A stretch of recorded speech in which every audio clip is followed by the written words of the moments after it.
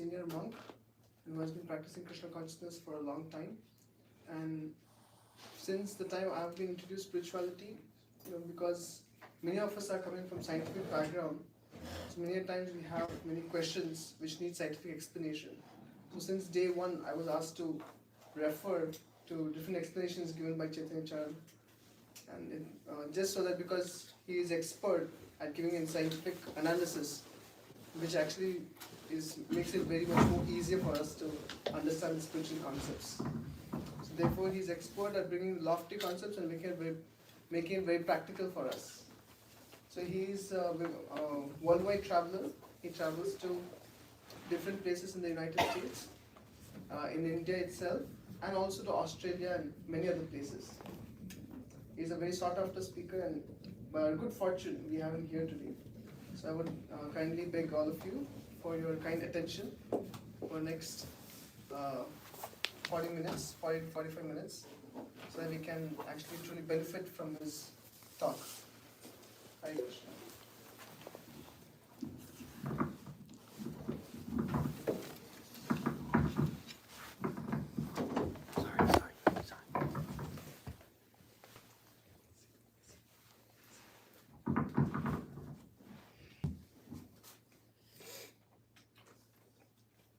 Kindly repeat after me.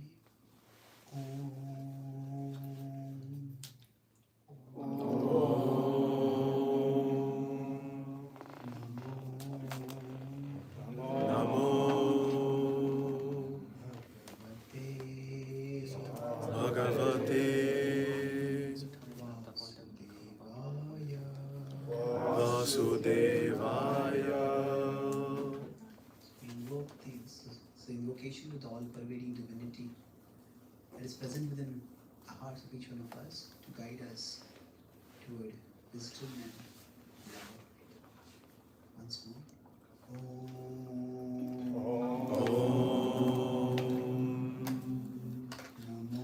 Namo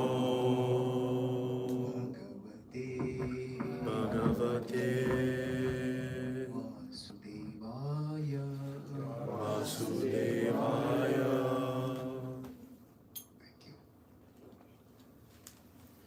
So thank you for coming today, and I'll speak on the topic broadly of the path to self-improvement. And there are two kinds of people in the world. Some people are wise and some are otherwise.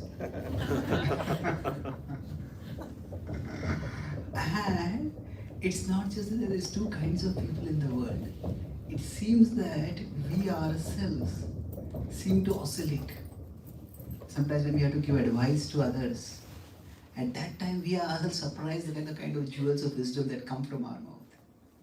And then when we are provoked, we wonder, why did I speak like that? Who was that person who spoke like that? I can't even recognize that person. So, what actually is going on within us, and how can we change ourselves for the better? So I'll talk about this in three broad terms. I'll use this acronym APT. So an apt way for self-transformation. That's what we'll be discussing. So A is acceptance. So any journey towards self-transformation has to begin with acceptance. The Bhagavad Gita is an ancient yoga text, and it begins with the warrior Arjuna accepting that I don't know. I don't know what is the right thing to do. Intelligence itself has many definitions or many features. So one feature of intelligence is to know what to do when we don't know what to do. To know what to do when we don't know what to do. What this means is, suppose we are going on a ride, and we come to a particular place where Google Maps is not really very clear. you know, what the map is telling and the landmark are not seem to be matching. So what do I do at that time? I don't know. And maybe if I don't know what to do, I ask someone who is reliable, somebody who seems to be well informed about that area. I ask someone. So we all will sooner or later face situations in our life when we may not know what exactly we are to do. Similarly, we may face situations when we want to change, we want to do something better, become better, but somehow it's not happening for whatever reasons. So, acceptance broadly has two parts to it. One is accepting our weaknesses. We all have shortcomings, flaws, hang-ups, hurts, and they in many ways come in the way of our plans to do things. And when they come in the way, so some of us might not be as fluent in our speech as we want to be. Some of us, our IQ may not be as high. Some of us may feel that, no, I just don't know how to strike a conversation with people. Maybe I'm not humorous enough. Maybe I'm not this and not that. And there could be something more, these are more positive attributes that are lacking. But there could be something else also which are a little more negative attributes. I tend to get angry and yell at others. I have this particular habit that I try to, but I'm not able to give up. Why is this coming again and again? Your nose take how? What's the move? No techie, no techie. No, take easy as well. Okay, if it's not distracting you, I then think I'll it's try. volume. It says volume, right? It's a volume thing. Whose volume is it? It's just the mute button. So if you press the... Yeah.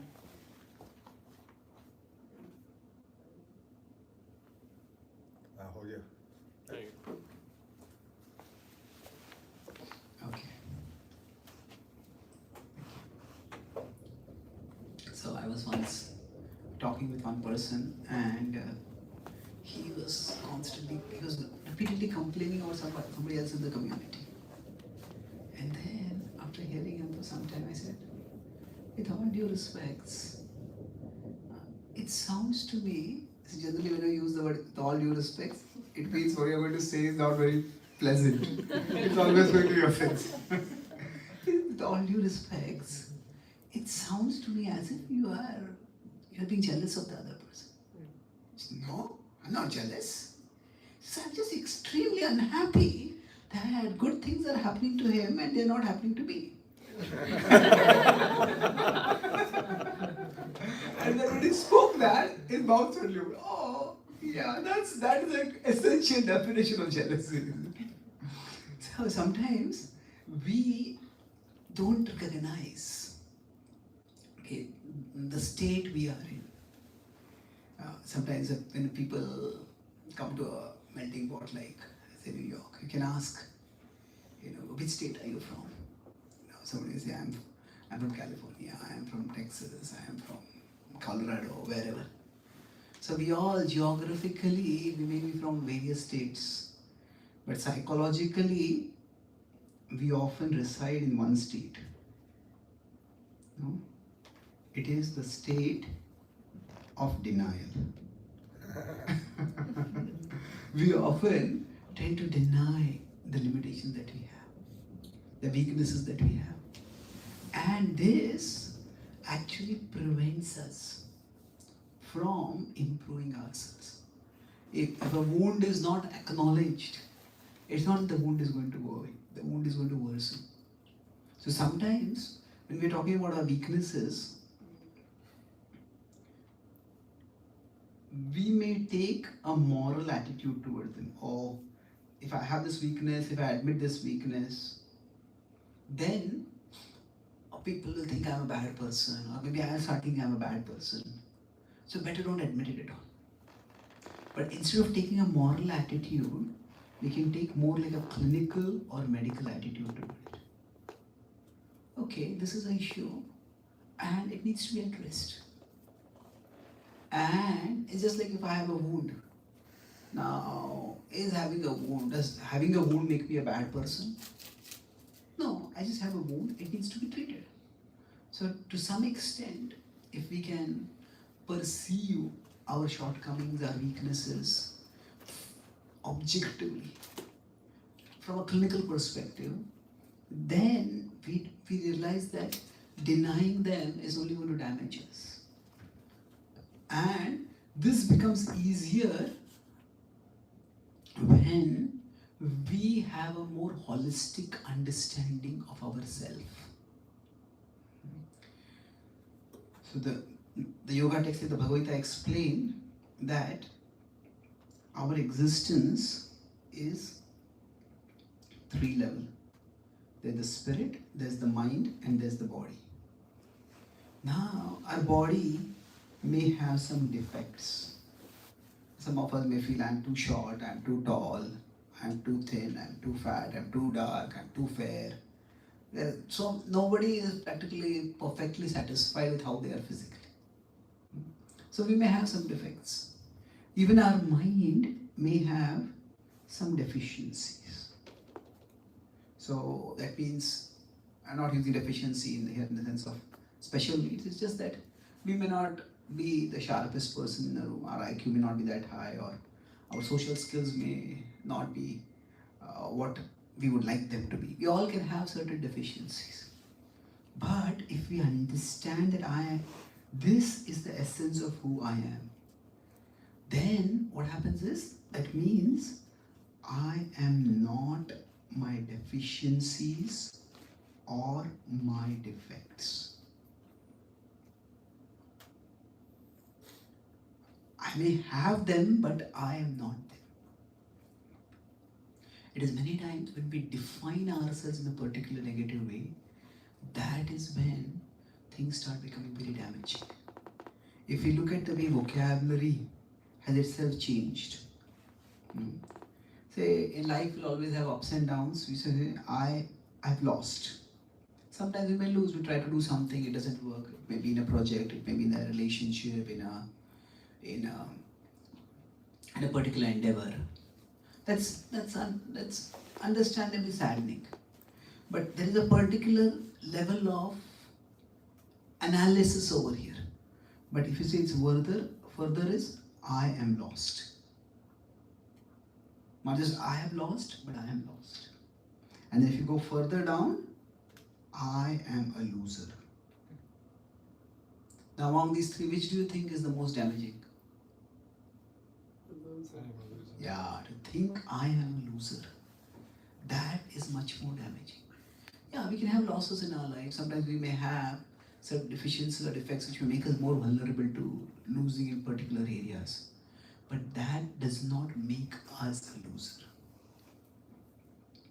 So this is where, when I talk about the second aspect of one side is accepting our weaknesses, but the other side is accepting ourselves with our weaknesses. This is just as important. Some people who accept their weaknesses, they so thoroughly and totally identify with those weaknesses that they start thinking, because I am like this, I am worthless. So, okay, I have this particular behavior pattern, I have this particular habit. No, I can't give this up, and therefore I am doomed. So either there can be total denial of a particular weakness, or there can be a total identification with that weakness. And both of those can be equally damaging, in different ways. So you could put it like a pendulum, where we deny our weaknesses. That's one extreme. And if we do that, then we will never be, it's like a wound, we'll never be able to heal it. But on the other hand, if somebody has a wound, and then they so totally identify with that wound or that particular disease, some people say, I am the disease. One of my friends is a cancer specialist. This is one of the most damaging things that happens for people who get cancer, especially some stage 3 or some advanced cancer. They start thinking, I am the cancer. And so now so one of my friends is more like he's a psychologist who specializes in treating cancer patients, because they found that psychological aspects also play a big role. So you say that when a cancer patient comes, okay, so you say that you draw yourself and draw the disease. So now many times when somebody draws a disease like that, it is in one place, and from that it is spreading everywhere. And it's spreading everywhere. Now biologically that may happen, that may not happen depending on treatment. But the way we conceive of something, and then that's one black patch in the body, and that keeps spreading everywhere, and that destroys the whole body. So deny our weaknesses is one thing, but the other is reduce ourselves to our weaknesses. This is who I am, and this is who I will always be. So I was talking with one person who had a particular habit he was trying to give up. He was not able to give it up. And finally one day he called me and he said, I've given up. Oh really? And he was sounding very happy, but it was facetiously happy. I said, what did you give up? He says, I have given up the attempt to give up. So he says, if you have given up the attempt to give up, that may be like we are giving up on ourselves. And that is not very healthy.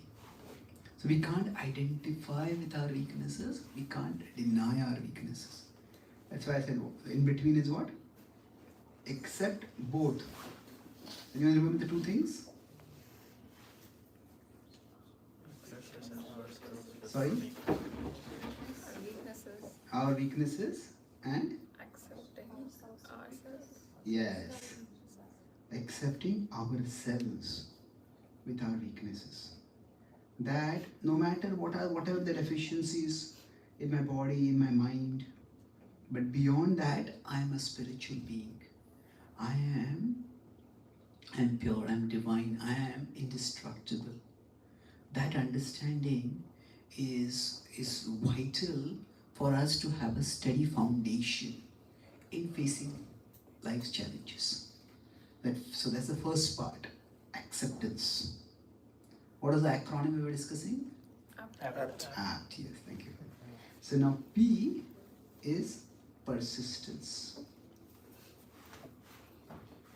Now persistence means that when we are functioning in life, quite often we seek, maybe we have something unhealthy about us and we seek to give that up.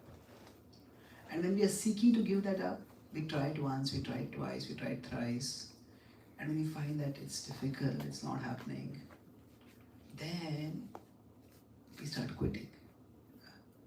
I think it was Oscar Wilde who said that giving up smoking is the easiest thing in the world. I have done it over 100 times. So, like that, sometimes we just feel this, I will never be able to give this up. So persistence means that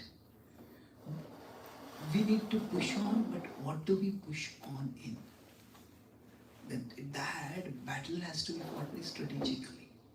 Like somebody wants to get out, if somebody is being trapped in a dungeon and they want to come out of the dungeon. Like if they just keep hitting with their fists at the wall, all that will happen, they'll get injured. But if there's some weakness in the wall, there's some area that's weak, and there they put their efforts, that's where it's going to work. So persistence, there is to be intelligence in how we apply our persistence. Without that, persistence will not work. And this intelligence, explain what that means. In general for us, when you understand this is the soul, and say this is the mind. Now the mind is like a programmed device. Now programmed device means that everything that we do, that creates impressions in the mind. Does anyone Now the first time you started driving, you remember that? Okay, most of us remember, isn't it? Now, how many of you were a little scared when you were driving for the first time? Okay. Those who were not scared were foolish. Not really.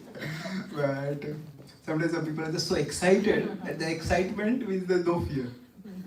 But it's a little scary. It's a huge machine, and if you go wrong, we can damage it, we can hurt others. And the first time you start driving, then there's so many things. Okay, I had to look ahead, and I had to look at this window, I had to look at that window, I had to look at that window, and I have to make sure that this leg is here, and I have to make sure that that leg doesn't go there, and I have to keep moving my hands, and then all these meters are there, and then I have to look at the speed limits. I had to look at the map on top, and I had to make sure the right turns. It can just seem so overwhelming. How do you do all this? But if you keep doing it, maybe for a week, for a month, for a year, then after that, you can just, even through a crowded road, you just keep smoothly driving. And then maybe you can hear some audiobook, or you can have a deep, meaningful conversation with someone while driving. So how does that happen? That happens because our mind is a programmable device. So anything that we do, every action, if there is a repetition, especially that action, then, so there's action, there's a repetition, then the mind takes over. When the mind takes over, it means what? It makes repetition easier. So it remembers what we have done. So last time when we were driving, okay, I put this leg over here, I did this, I did that. So if I do it 10 times, if I do it 20 times, the mind remembers it and just automatically pushes us to do that. So say it's to understand this, let's compare it to say a computer browser. Say if you have visited a particular website. Has anyone here heard of Bollywood.com? Bollywood, not Bollywood.com. Bollywood? Okay. So Bollywood is like the Indian version of Hollywood. Just it's much bigger.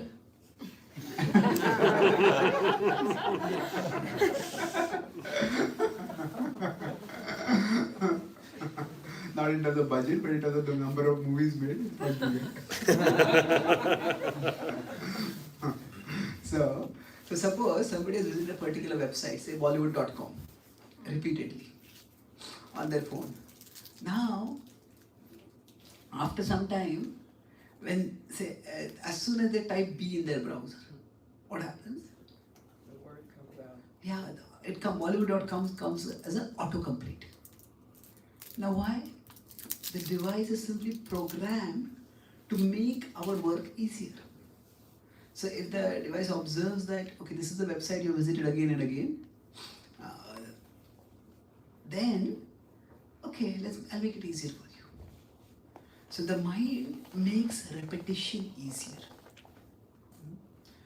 In general, the mind is like this software program, like a browser, which gives us autocomplete of the previously visited sites. Suppose somebody comes for a spiritual talk like this and they hear about the Bhagavad Gita. And they say, okay, this sounds interesting, I want to know about the Bhagavad Gita. And they go into their browser and they want to type Bhagavad Gita. And they type B. And what happens? Immediately Bollywood.com comes. Now, they wanted to go to bhagavad-gita.com, but Bollywood.com came immediately. Now, it's not that the browser is their enemy. It's not that the browser wants to mislead them. No, it is just that because that was the site they had chosen, that's what will now come automatically. So now, the key is if somebody says, no, I don't want Bollywood.com, why did it come? Well, getting angry with the browser is of no use.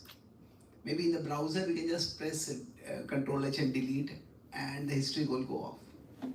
But in the mind there is no delete button. So suppose somebody is in stress and that standard way of relieving stress is drinking. So as soon as they are, they feel any stress, oh, let me go and drink. Now, after some time, when they drink, they have terrible hangovers, and then they start realizing this is harming my health. I don't want to become drunk like that. Some people never come to this level of self-awareness. One time, two friends had gone to a party, and one of them had drunk heavily, kept drinking. The other friend said, hey, I think you're drinking a bit too much now. No, I just want to drink. And both of them were staying together. So next one, this friend who had drunk heavily, he woke up and said, I knew it was a bad idea. Somebody said, and the second friend, see, I told you drinking so much is a bad idea. He said, no, drinking was a great idea. Waking up was a bad idea. So, some people, whenever you come to the level of awareness, that say drinking so much is not healthy. But suppose somebody realizes that drinking is not so good. And maybe they decide to find, maybe there's some other way, maybe I can hear some calming music. I like music. Whenever I feel a little stressed, I just hear some music. And when they hear music, they actually feel calm. If they hear some spiritual music, like we were having this kirtan, you feel calm. Now they may want to do that. They may even plan to do that. So this was what they were doing earlier. Now they don't want to do this. Now say they want to hear some soothing music whenever they feel stressed. But as soon as they feel stressed, as soon as the emotion of stress comes in their mind, the mind immediately defaults towards what? Drinking, yeah. Because that's what they have done in the past. Now, they may plan, I don't want to do this, but when the stress comes, that's where the mind will go. That because the mind is, in one sense, programmed to make our work easier. But sometimes that very programming makes our change tougher for us. So the mind is, in one sense, you could say neutral or amoral. Not moral, not immoral. In one sense, the browser doesn't care whether you are visiting bhagavadgita.com or bollywood.com. Wherever you want to go, that's where it will take us. Wherever we have gone repeatedly, that's where it will prompt us to go again. So many times, when we decide, okay, this is not healthy for me. If I don't want to drink so much. I don't want to drink at all for that matter. Okay, but we decide that, but as soon as there's stress, we get the urge to drink, and then we may not even notice what we are doing, and we find that we're already drunk. So at that time, we just become disheartened. I think I won't just change. I just can't change. I say, I'll not do this again. But again, we do the same thing. So at this point, like I earlier said, if we are going to persist, if somebody wants to break through a wall, then you have to find out where the wall is weak. So similarly, with respect to persistence, if somebody wants that as soon as they type B, bhagavadgita.com should come, then what they need to do is just visit bhagavadgita.com repeatedly. They do it once. Sometimes while they type B and bollywood.com comes and they go there and they get caught. And then you say, hey, I didn't want to go. Okay, it doesn't matter. You went there, now come back. As soon as you realize, come back. If they keep visiting bhagavadgita.com once, twice, 3 times, 5 times, 10 times, maybe 25 times, then after some time, as soon as they type B, what will happen? bhagavadgita.com will come. So, when I'm talking about persistence, the persistence should be directed towards doing the positive. That is much more constructive. If you try to think of persistence in abstaining the negative, then that kind of persistence may be difficult for us. It will happen, but it will take time. If we again define ourselves by, okay, I will never visit bollywood.com. I don't even want bollywood.com to come on my browser. But no, as soon as you type B, sometimes if you visit too many times, you type O, bollywood.com will come. If you type D, bollywood.com will come. It Type L, there are two L's over there, Bollywood.com. Who knows? It's sometimes so many things may remind us of a particular kind of behavior or habit that we want to give up. And if you're not able to give it up, don't worry too much about what we have to give up. Yes, we want to, but focus on what we can replace it with. This is the focus of the Bhagavad Gita is that we focus on building the positive, not breaking down the negative. And the more we focus on building the positive, then the positive starts filling our consciousness. So if I consider, for example, say this is a beaker. Now, say in this beaker right now there is air. I don't want any air in the beaker. By default, there will be air. Now I might say get some vacuum machine and pull out the air from it. But even if I do that,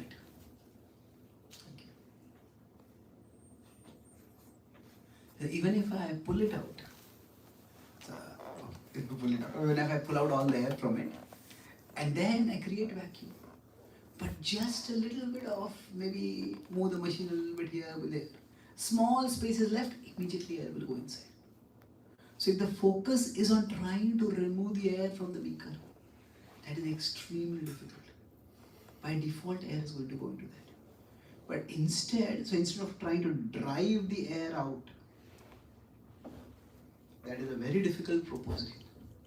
Instead, what we do is that same beaker, if I take and I fill it with water, right to the brim. Then when it is filled with water, naturally what happens? The air goes out.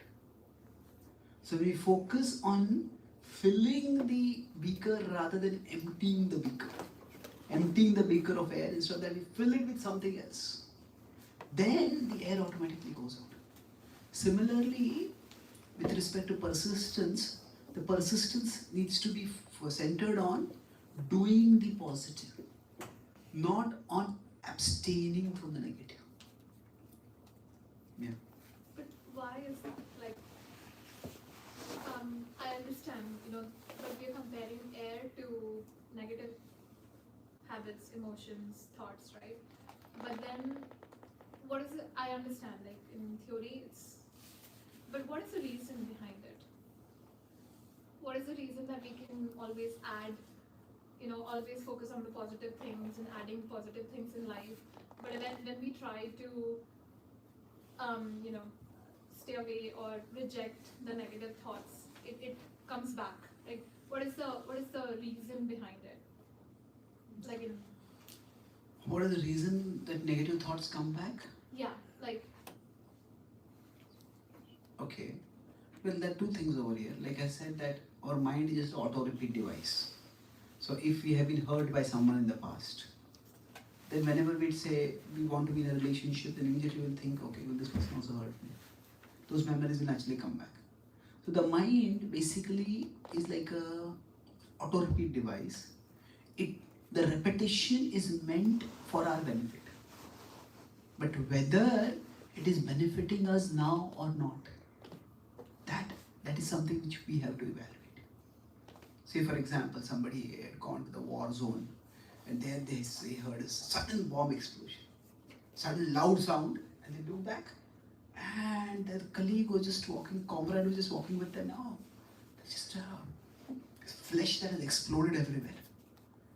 And now, when this happened, they get traumatized. Now they come back, they are in a civilian zone, there's no such danger. But if just some small object drops them, bang, bang, bang. So they just, what has happened over it? They just becomes alarmed, they may break down. So what has happened is, that in that case, the stimulus was a loud sound. And when this loud sound happened, that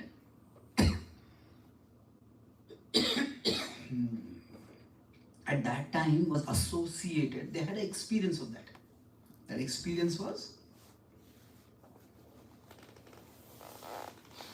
pain, loss, horror, all of it.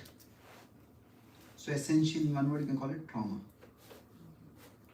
So now, whenever any similar stimulus comes, then immediately the same phenomena comes. Immediately, the same thought is triggered in the mind. So now it could be, see, in general, if you consider because this is our life. Now, if I consider this to be pleasure, and if I consider this to be pain. Now, you say often there is pleasure and there is pain, both are there.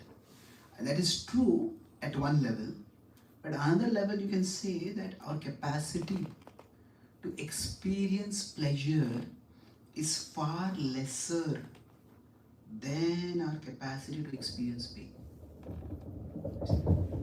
Even we have the best food, the best sensual pleasure.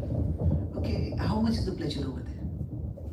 But suppose somebody has like multiple bone fracture, somebody has chronic back pain, then the pain can be much more. So in one sense, for survival itself, our bodies are designed to be more sensitized to the negative. And that itself is not a problem. That is a survival mechanism. If you're going through if you're walking through a forest and there's a beautiful flower, if you miss it, if you see it, that's nice. If you miss it, there's no great loss. But if there's a slithering creature on the ground, if you miss that, there will be a snake, one bite, and you could be dead. So from the survival perspective, we need to be more sensitized to the negative. That is not a bad thing. It's a functional feature. But the problem is the same functional feature can work against us when we associate a different stimuli with the trauma, with the fear. So when maybe there's just a rope lying on the ground, I mistake it to be a snake. So what we need to do is we need to be able to evaluate that when I type B, did I want to go to Bollywood or Bhagavad Gita? Or when this stimulus comes, is this meant to be associated with fear? Is this something really I should be afraid of? I needn't be afraid of. So that evaluation is required.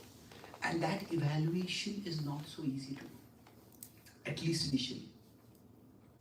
So persistence in that context, if somebody has been traumatized, could mean that if there are pleasant sounds, you expose yourself to sound. Sometimes pleasant sounds can be loud. There can be some music which can be soft and soothing.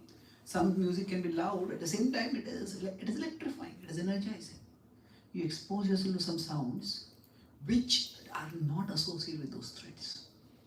Then gradually, basically we want to, conditioning means a particular stimulus is associated with a particular experience. Say, drinking is associated with stress relief or with pleasure.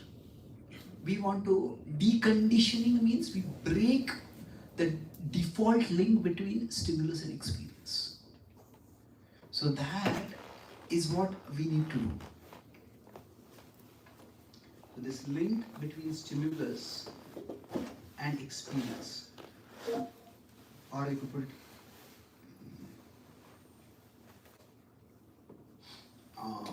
if you put it this way, it's not exactly experience.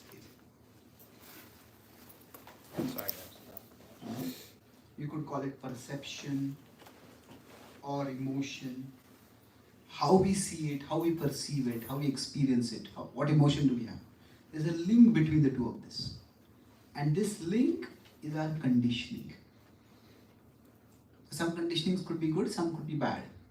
But so decondition ourselves means that we break this link. And so by persistence, we are deconditioning ourselves. So for example, if we decide, I want to wake up in the morning, wake up in the morning, and I get a head start for the day. In the morning, if I do get things done, I'm fresher and brighter. And when I want to do that, as soon as I wake up, my first urge will be, I want to just press the snooze button of my alarm and I go to sleep. Okay, that's an understandable reaction. But if I just somehow push myself, wake myself up once and I freshen myself and I feel better. Then, okay, waking up means, oh, it's depriving myself of my sleep. It's uncomfortable. It's going to be, I'm going to feel down all day. No, maybe not. So if once we have the opposite experience, and second time we have the opposite experience, third time we have the different experience, then hey, it's not as bad as I thought. This is actually good. So that's how we decondition ourselves. So stimulus and the default perception emotion that is there, that tends to be negative, but we can recondition ourselves. Okay? Thank you. So this is persistence. Persistence means that we, rather than focusing on the negative and trying to stop the negative, abstain from the negative, we focus on connecting with the positive, infusing ourselves with the positive. Here by positive and negative, I'm simply referring to something which is healthy as compared to unhealthy, something which is constructive as compared to destructive. And that brings me to the last part. What is the last part? T. Acronym, yeah, T. T is transcendence. Now by transcendence, what do I mean? That in our life, say we are almost like in an ocean and there are waves. Routine ups and downs are there in life. But sometimes, and when the waves come, we might be pushed here, jolted there, but we hold ourselves and keep ourselves steady. But sometimes a monster wave comes in, something like a tsunami. When this comes, so here I am talking about the other part. Somebody say, okay, I can keep persisting with the positive, but what about the negative? No, ultimately I don't want to become free from it. When will I become free from it? So sometimes our past behavior may create some programming, some pushing that may come like a monster wave. Just that, oh, it seems to overwhelm us. I just can't not do it.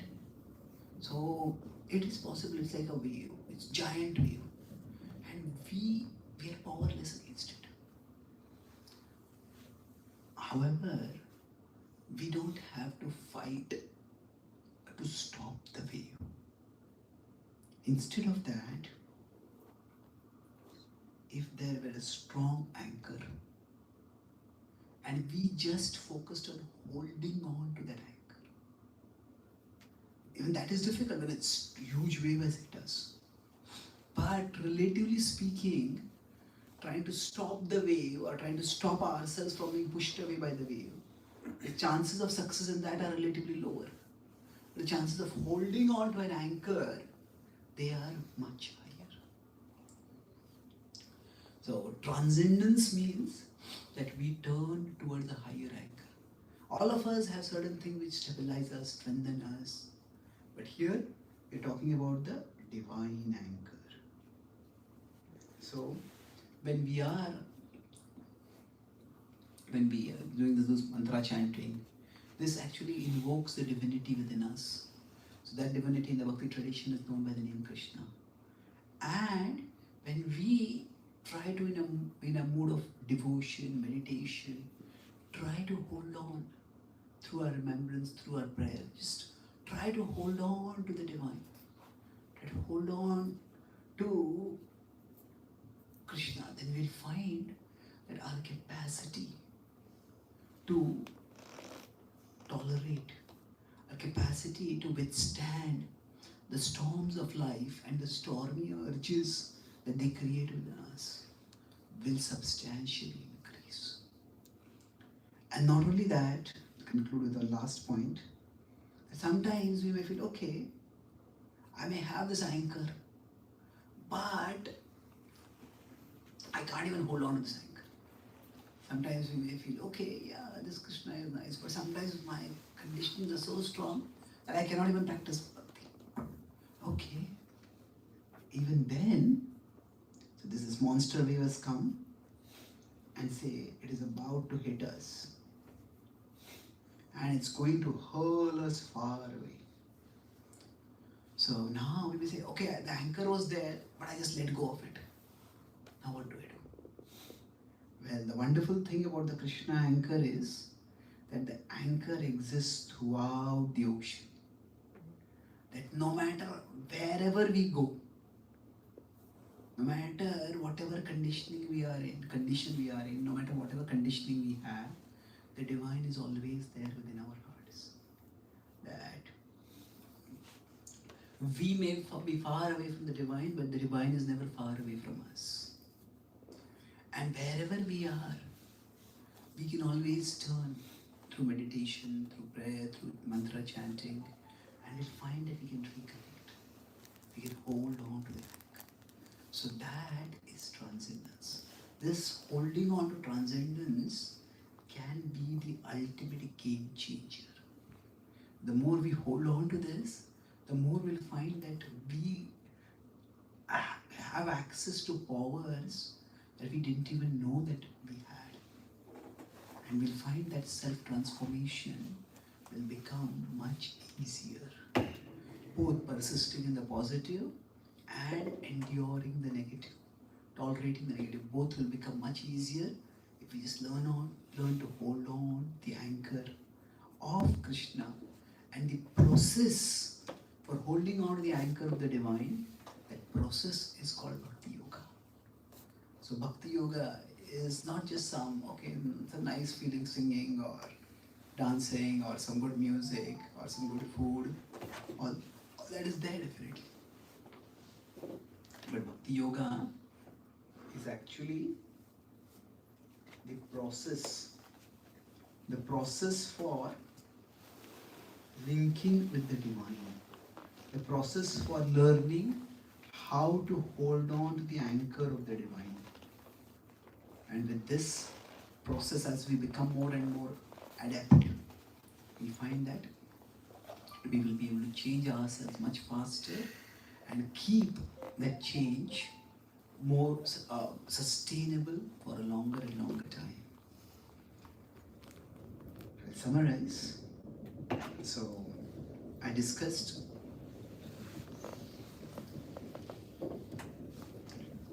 four main points today. We started by discussing about how we all seem to have things that we sometimes want to change. Like we are sometimes wise and sometimes otherwise. So we tend to oscillate between these two, and we would like to change. So for changing, what do we need to do? What are the first point I discussed? 3 points. Acceptance. So acceptance means two things. Instead of denying our weaknesses or reducing ourselves to our weaknesses, what do is we accept ourselves, we accept our weaknesses, and we accept ourselves with our weaknesses. So it's like this becomes easier when we understand that actually I am not my defects, I am not my deficiencies. I am a spiritual being who exists beyond this. I may have these temporarily, but they do not define me. And the second point was, or the second part of this transformation was? Persistence. Persistence, yes. So in this case, discussed elaborately about how our mind is like a programmable device. And its programming is actually meant to make our work easier. But sometimes that can make change difficult. So instead of seeing the mind's default behavior as moral, we start seeing it as clinical or mechanical. This is how the mind functions. So what we need to do is, rather than resenting the recurrence of the negative, we focus on creating positive. Just keep repeating the positive. Even if Bollywood.com comes at autocomplete, just go to Bhagavad-gita.com. Just keep repeating the positive. When I feel stressed, okay, try to have spiritual music instead of a drink. Even if you go towards a drink, okay, just come back as soon as we can. And as we keep repeating the positive, then the mind will start prompting us toward the positive over time. And that's how change will become easier. And the last part was transcendence. So we discuss how deconditioning ourselves means breaking the link between stimulus and perception or emotion. But sometimes that particular stimulus may come like a stormy wave, a giant monster wave, which we just can't resist. At that time, we hold on to the divine as an anchor. And this is the anchor which extends throughout the ocean. So even if we lapse or relapse, still we can always pick ourselves up. And wherever we are, we can reconnect, and from there we resume our journey. In this way, by practicing acceptance, persistence and transcendence, we all can change ourselves into far better versions of ourselves. Thank you very much.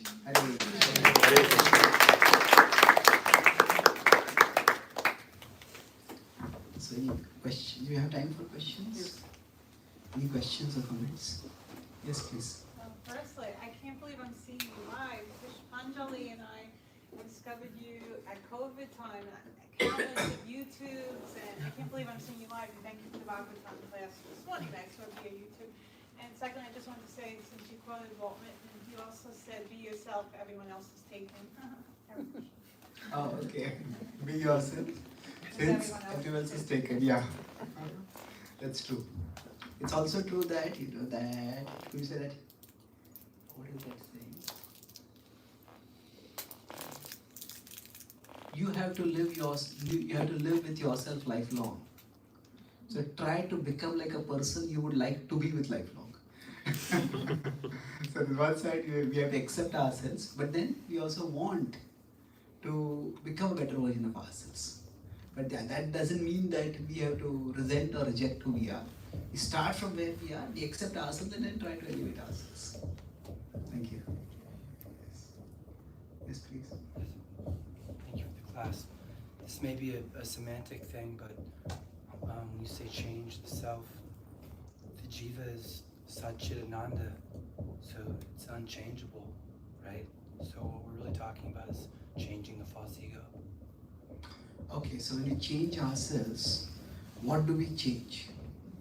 That's a good question. In the Vedanta Sutra, this topic is analyzed elaborately, that there's a self, and from the self, there's the consciousness that comes out from the self. The self is the soul, and is the consciousness. So the technical words used are, this is the Jnana Swarupa, and this is Jnana Rupa. So without going into technicalities, what this means is that the soul is unchangeable, but the soul's consciousness is very much changeable.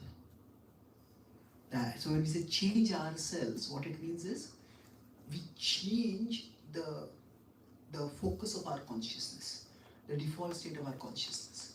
In general, if we want to know what our defining attachments are, or where we are essentially, then one easy way to know it is to check what do we think of when we have nothing to think of.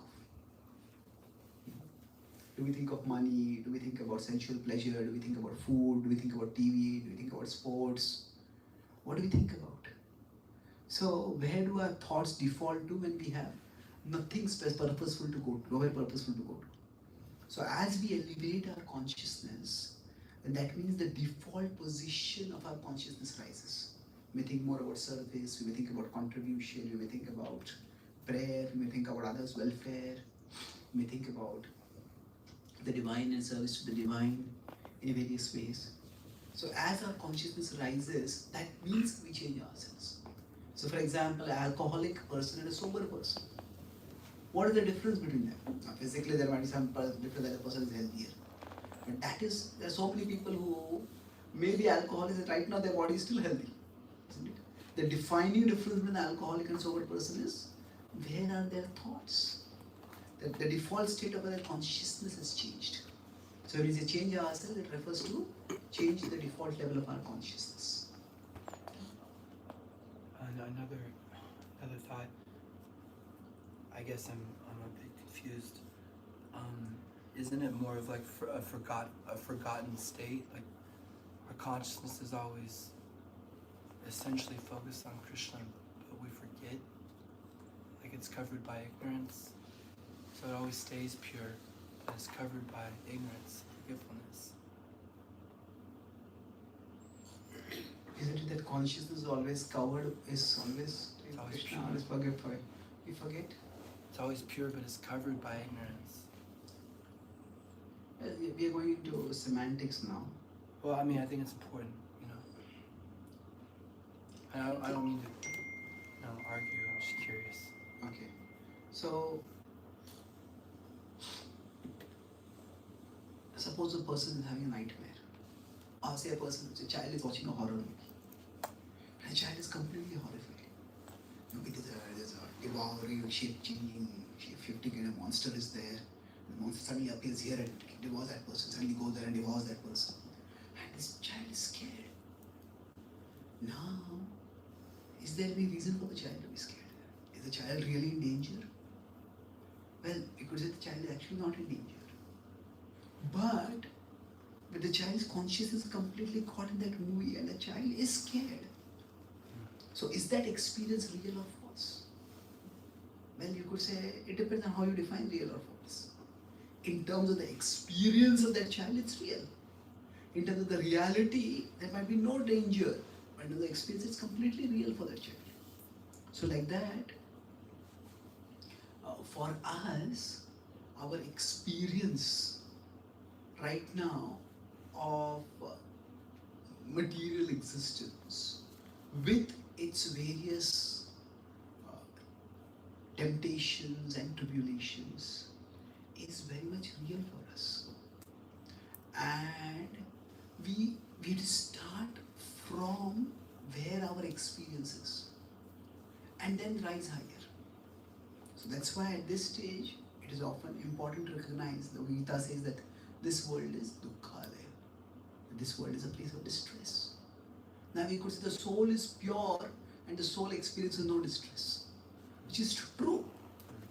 But as long as the soul's consciousness is caught in matter, for all practical purposes, the soul's experience of distress is real. Just like a child who is watching TV and is completely consumed by that horror movie, the child's feeling of horror is real. And the child wants to come out of that. Oh, it's all a movie. Okay, you have to realize that first. So that's why dukkha doshanudarshanam. One of the characteristics of wisdom in the Bhagavad Gita is recognize the gravity of distress in the world. Then later on we can talk about, yeah, you are a soul and you're not experiencing any of this. But if right at the beginning we start thinking like that, while our attachments are still there and we're not given up our attachments, it's not going to work. It will only make us stay attached. So there are different levels of perception. So initial level of perception is that our experience right now, that is from our lived experience right now itself, we can intuit that there is a higher level of existence and I should be pursuing that. Because this level of existence, it's distressing. And then once we start perceiving that, once we are grounded in that higher reality, like say if a director is directing a horror movie, now all kinds of ghastly scenes might be going on, but the director is not going to get horrified. Because the director knows it's an illusion. Yeah. So similarly, for those who are very spiritually realized, from their perspective, yeah, everybody is ultimately conscious of Krishna. Is conscious of Krishna in different ways, but they are themselves not realizing they are conscious of Krishna. If somebody is, say, captivated by the taste of alcohol, now the taste of all delicious things comes from Krishna. But if somebody alcoholic says, this is the taste of Krishna, and they keep drinking that, it's not going to happen. They recognize that, okay, this is intoxicating. This causes me to malfunction. It's harmful for me. Let me give it. Then later on, when more introspective, the moment they can realize, okay, this particular alcohol, this taste was so irresistible, and this is just a spark of the beauty of the divine, the spark of the taste of the divine. That's how I was so attracted to it. But there is a spark, there is the whole that we become attracted to it. So before we become grounded in reality, before that, if we start trying to deny our present experience as unreal, that will only trap us in unreality. Could you repeat that, please? Now, before we are grounded in reality, before a person like a director, knowing that this is an illusion, before we are grounded in reality, if we try to deny our experience as unreality, then that will only trap us further in unreality. We will not be able to come out of it. Okay? Thank you. Thank you. Any other question before we stop? Yes, please. So, our movement emphasizes humility a lot, talks about humility, how we attain humility in spiritual life. So, what is the right positive attitude to orient ourselves towards humility without becoming focused on weaknesses, without becoming too focused on our weaknesses? Yes. See, normally we think that ego and humility are opposites. Like I saw one person, he had a sticker, not a sticker, he had a t-shirt with a quote on it. My humility is my greatest quality. So,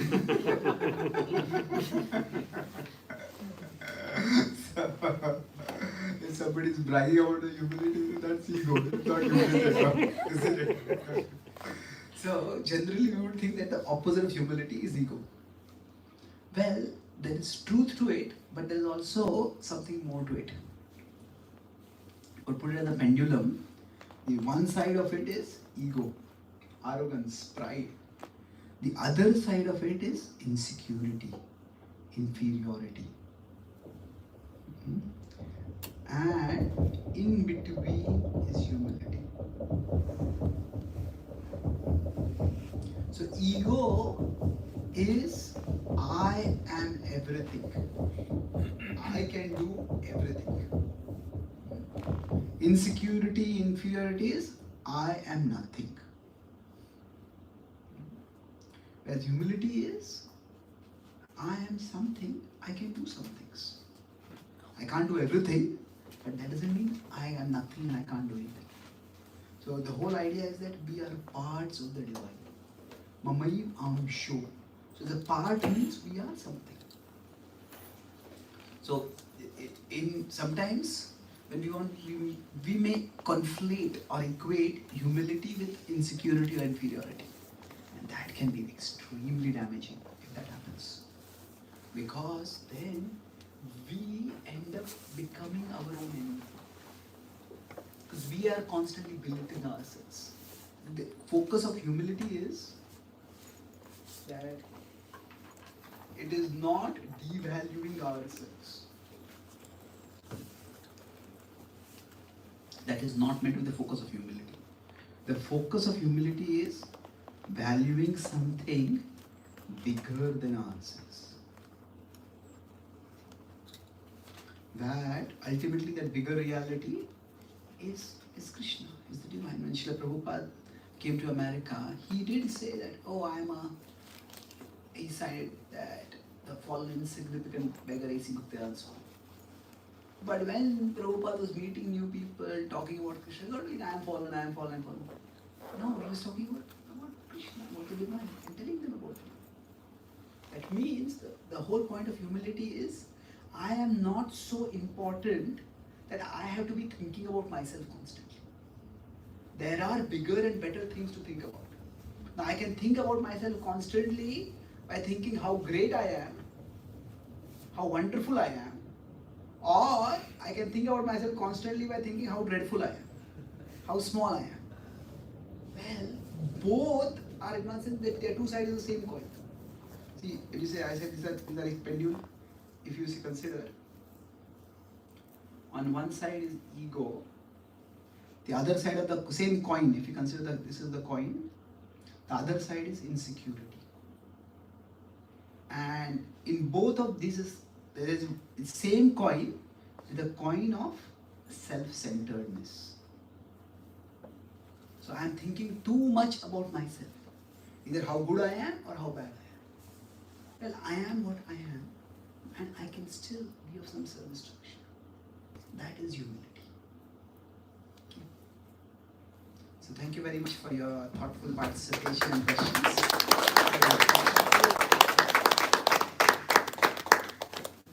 So much of what I spoke today is from my latest book. This is You Are Not Your Mind. I've written some 27 books. This is the latest one. You Are Not Your Mind. You Are Better. This has about 64 articles, and each of them with these simple images I was drawing. There are simple images like these for each of the articles, and each article has a one sentence summary also with some reflection questions. Why does our mind tend to become moody? What do we do when our mind doesn't seem to be working with us? The questions like that are answered. This is wisdom from the Ramayana. The Ramayana is an ancient Indian epic which talks about ultimately the triumph of goodness over evil and the triumph of virtue within the human heart over vice. And there are about 20 stories from the Ramayana which are narrated, and life lessons from them that are drawn about relationships, about when to trust someone, when to forgive, when to not forgive, how to go ahead in our life in various relational decisions. There's guidance for that, life lessons for that extent in those subjects given in this book. And this is the 365 quotes inspired by the Bhagavad Gita. Each of these is based on one verse of the Bhagavad Gita. So, if you're not mindful, your mind will make you a fool. To be happy is possible. To be happier than others is impossible. It's based on 5.23 in the Bhagavad Gita. So to keep small things small, keep big things big. So this is based on 2.4 in the book. So these are quotes like this, and each of these quotes also has an article on my website gitadaily.com. If you Google this quote, it will take you there. I explain the article, but even without the article explanation, this is a self-explanatory quote. So all of these are available if you want, and I'm also available for signing the books if you want. Thank you very much. Hare Krishna. Hare Krishna.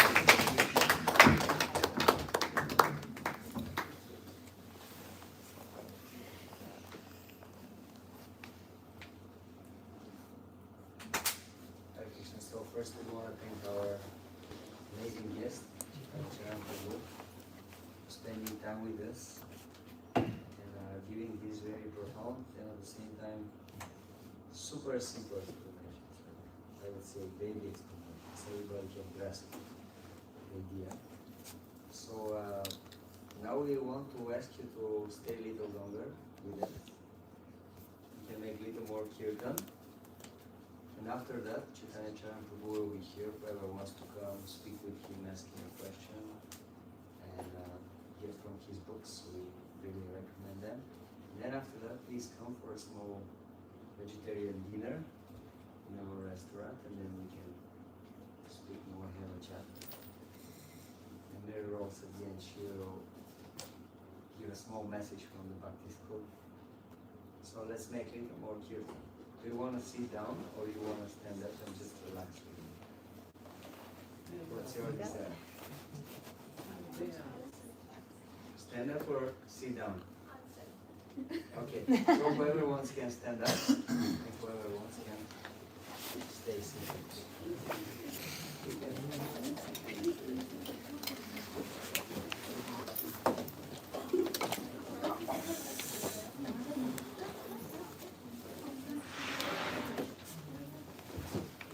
Who is coming here for first time?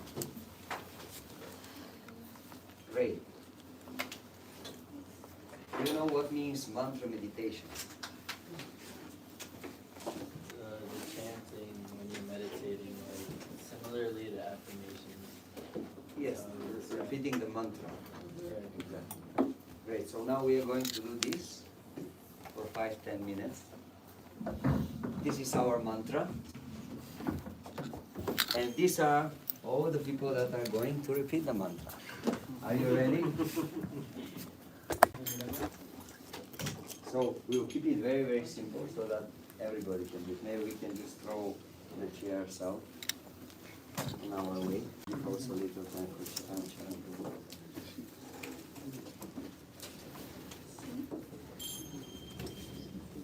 Let's try. Are you ready? Hare Hare Krishna Krishna Hare Hare Krishna Krishna Krishna Krishna Krishna Krishna Hare Hare Hare Hare Hare Hare Rama Rama Hare Hare Rama Rama Rama Rama Rama Rama Hare Hare Hare Hare. Okay, very good. Again. Hare Hare Krishna Krishna Hare Hare Krishna Krishna Krishna Krishna Krishna Krishna Hare Hare Hare Hare Hare Hare Rama Rama Hare Hare Rama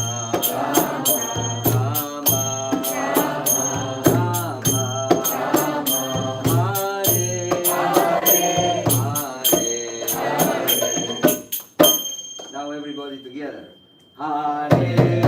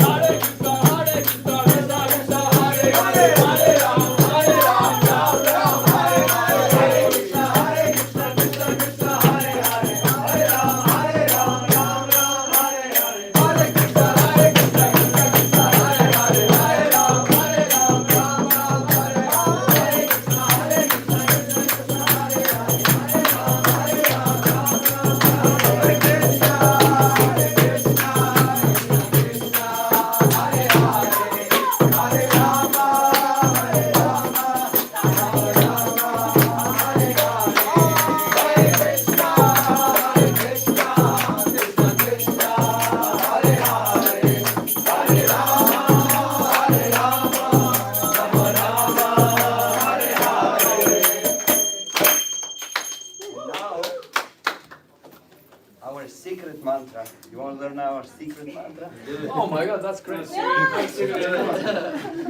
Don't tell them that one. It's gonna If I explode. tell you, you want me to tell you? Yes. You have to jump in such a way, like Ryan, who first with his cat. One, Hey, sitting two, is three. Almost. A little bit more. Are you ready? More kid time we need. More kids. Then I get Okay, ready? So the mantra is, remember the mantra. Nitai, Nitai. Gaura, Haribo. Nitai, Gaura, Haribo. Are you ready? You have to jump. Okay. Nitai, Gaura,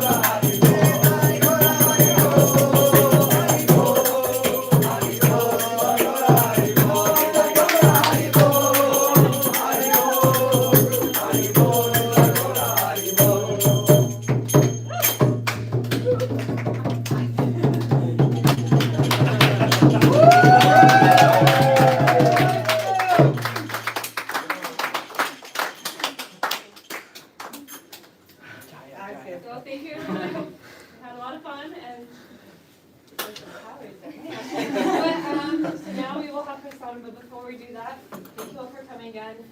The best way to show appreciation is to tell a friend. We are on social media. We're on Facebook, Bhakti School New York City, and Instagram. And we actually just started our first newsletter. We just sent it out today.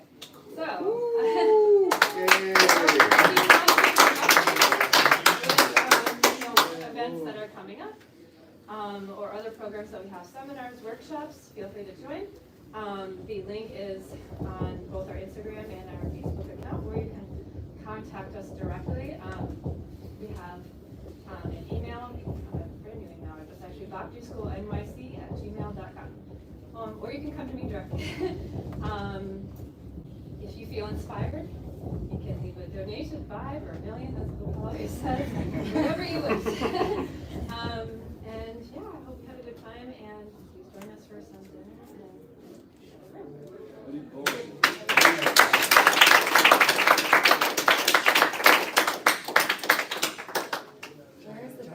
Let's go.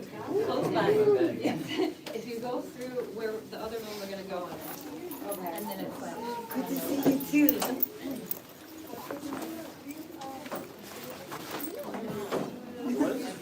I just know it was last week. I've been drumming for like 20 years. I've seen like they have the small ones. So also can be very technical actually. Yeah, it can get very technical. There's one guy, it's speed is unmatched, it's all the fingers. I'm staying still. Play any other instruments? This one. I'm from Florida, but Yeah, I'm not so good at keys, but better at strings. I saw it. Cartels too. I saw that you have it. I don't today, but I have a few. Okay. That's probably my guitar out there. Ah, that's yours. I thought. You mean you're fired up? Yeah, something like that. Trying to be, you got mad? Yeah. Check it out. Check it out. So, this is one. So Yes. this is my a snare head, like a mid-free. Is the bass? You did? Yeah. And you wear it left to right, not the other way. Left, like right. Whatever hand is the stronger should be on the small side. Because there you have more techniques, more finer things to do. And here is more or less you just hit a beat. This is do beat. Yeah, you know that this is like your finger. Just fuck it. Yeah, I saw Melody Gardot at Bruno recently. Congo player was amazing. He opened this set, it was like, yeah, it started the whole thing, it was perfect. But it's not something easy, even now, I'm more of a drummer.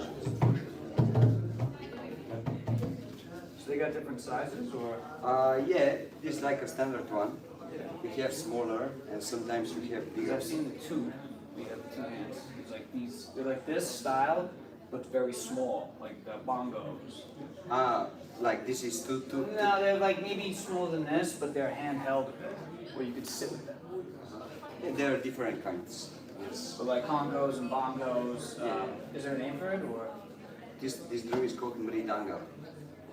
Mridanga. Mrid means clay, and anga means body. Body which is made from clay. It's made out of clay. Oh, okay. That's So I why played it's the nice djembes. You're better than me. Yeah, you're way better than me. I've been playing drums for many. I want to start drum lessons, but this is hand percussion's a different animal. You know what I mean?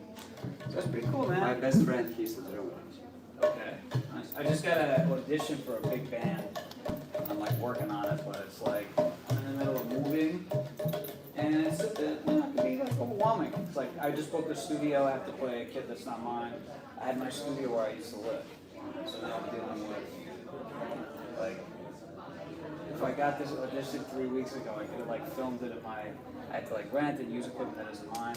But it's also in a funny way a bit of a challenge, and like how bad do you want it? You know, you had this thing, and you can still do it. So it's not a test. But you know what I'm saying, right? Yeah, it's like How long you are doing music? a long time. I was on the radio before the pandemic actually with my other band. Okay. That was pretty cool.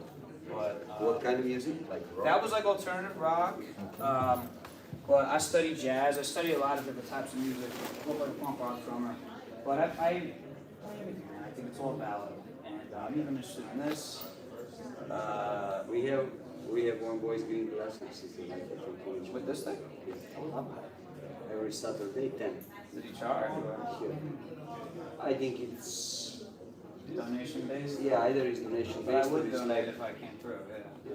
Because or hand it's like percussion is a for 2 different. months $100. That's okay. That's actually not bad. I'm trying to do drum lessons, and people are like charge 100. The pro drummers I know charge like 2 for a master class. You know what I mean? So it's like 100 for pro, 50 maybe, but that's not a bad price. And I'm also down to support the cause. I think this is a good thing. I appreciate it. Theo. Theodore. I'm gonna tell you. Tia? Your name? Sean. Shawn Michaels. Great. Can't get more Irish than that. How you got about this place? I don't know if you know Ryan. The Ryan. He's a tall black dude. He's a friend of mine. He's a team member. So yeah. These are 3-inch, 2-inch cymbals. Yeah, my ride cymbal's like 21 inches. Well, like, yeah, It's more like just to create some yeah, but nice way. it's very those sounds like the bells, the triangles, things. Yes. They're high frequencies, so they're transcendent, but they're more height. You know what I'm trying to say? Frequency spectrum. Well, it's the beat, bro. It's the beat. You know what I mean? You gotta get people dancing. But this is enlightening. It's high frequency sounds. Who's got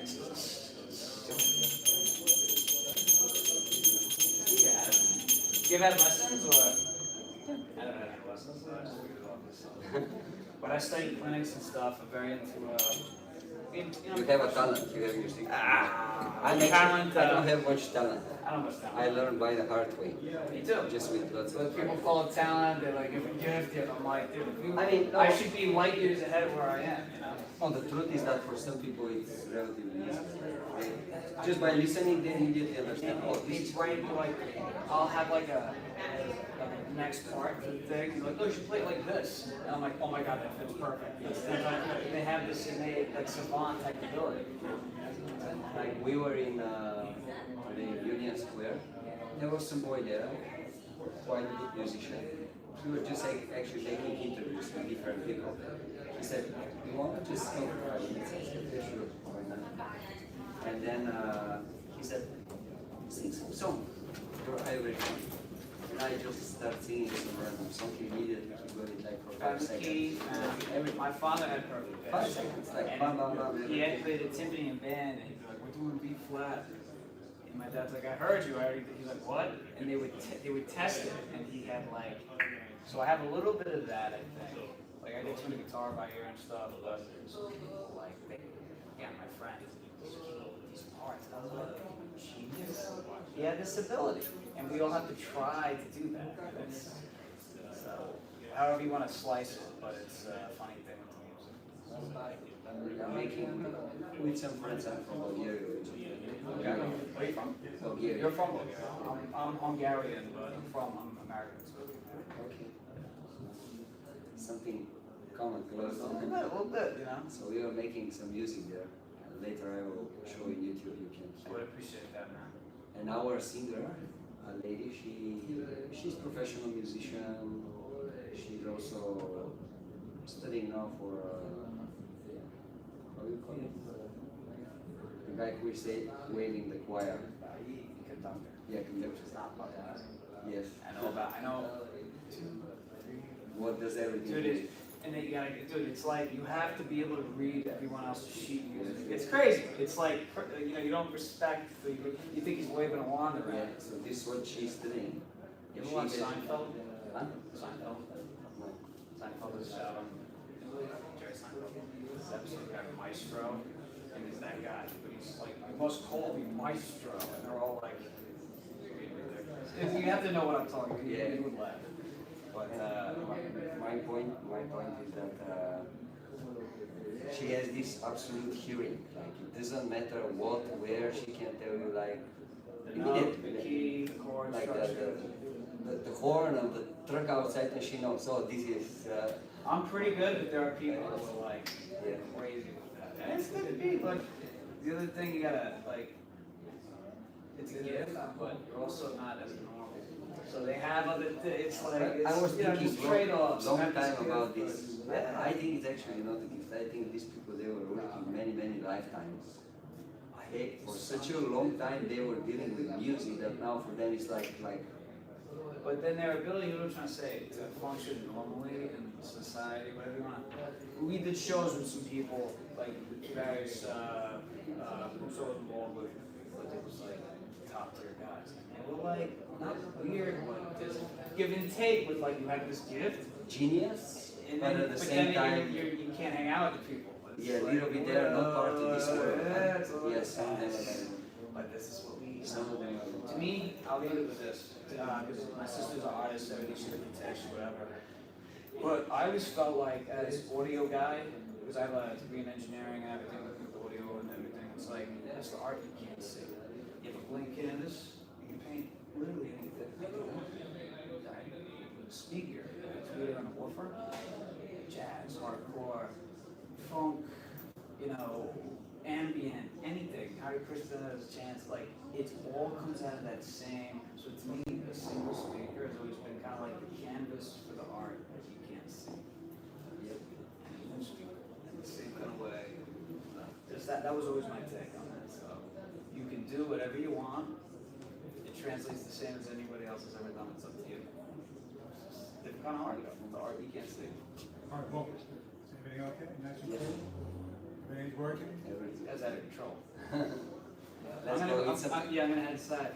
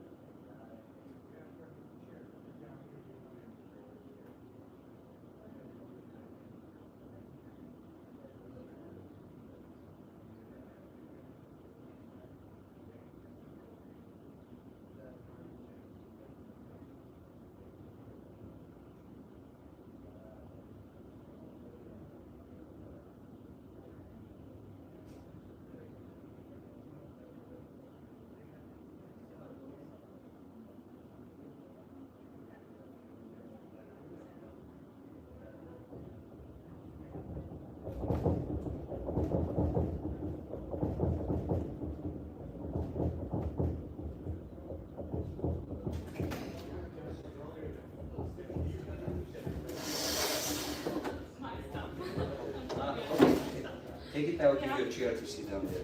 Oh, the chair? Oh, okay. Thank you.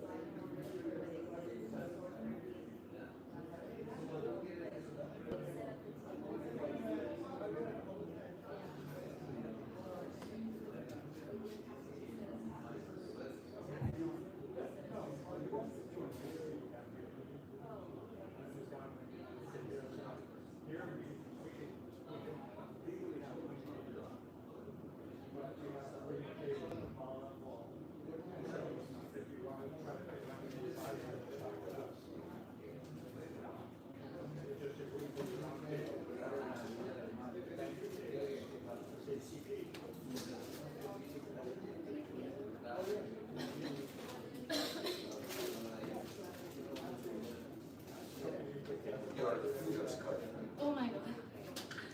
Thank you so much.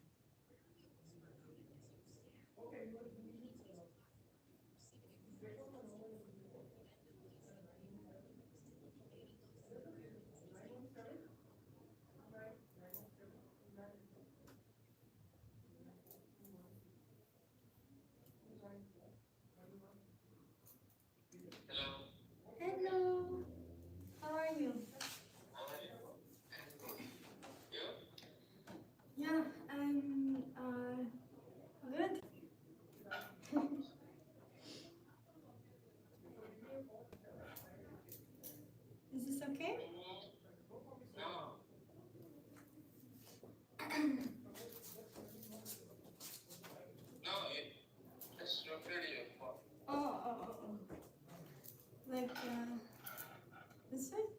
Yeah. Okay.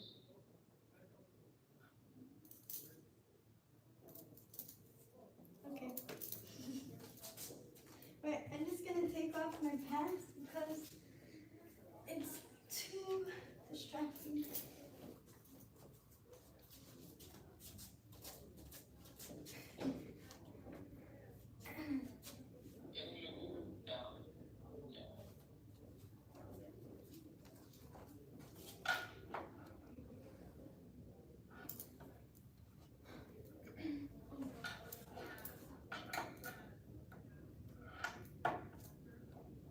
You look tired. Yes. Ah! Oh, okay. Sorry. It's better? Okay. Light is okay?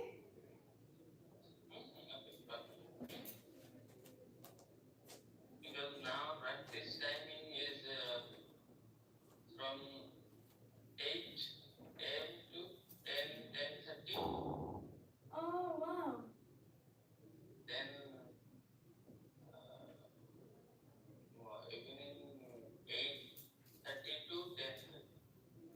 Wow.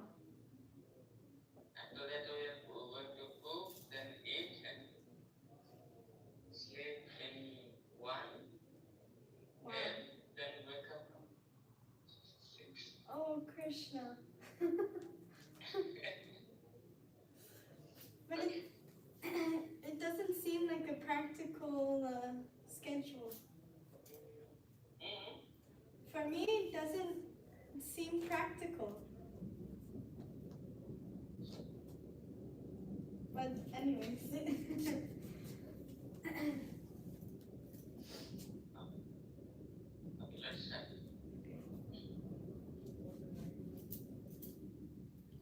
Angikam bhuvanam yasya vachikam sarvavamayam aharya chandra tarari namaha satvikam shivam Guru Brahma Guru Vishnu Guru Deva Maheshwara Guru Sakshat Param Brahma Tasmai Shri Guruve Namaha.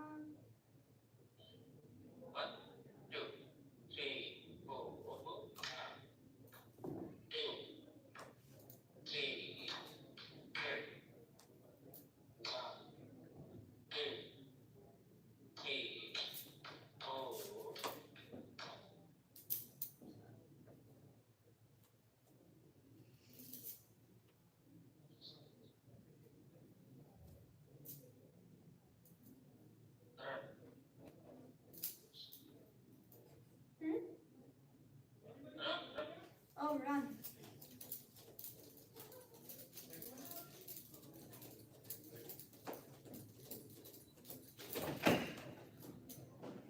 Hare Krishna. I'm having a dance class. Sorry. How long? Is that okay? Are you doing something? No, because I'll come a little bit later to take all this stuff. Oh, that's fine. It's fine? Yeah, that's fine. You all right? No, I'm thinking. Yeah. Sorry.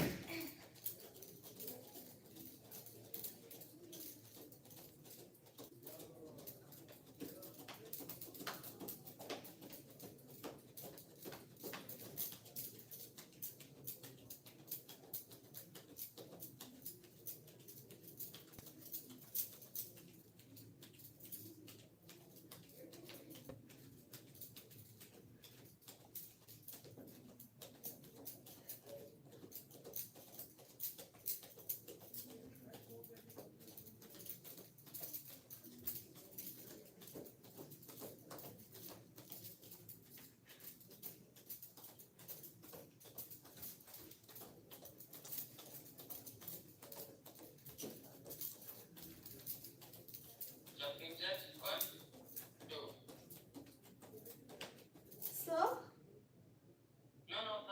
Okay.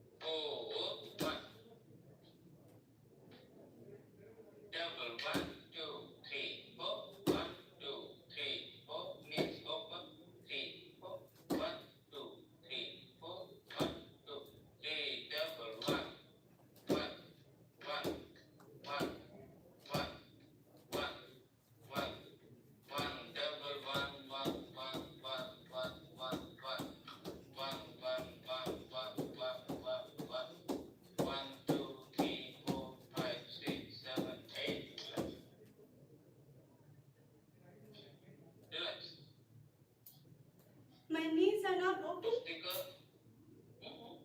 My knees are, it's okay? Okay, so speaker joke.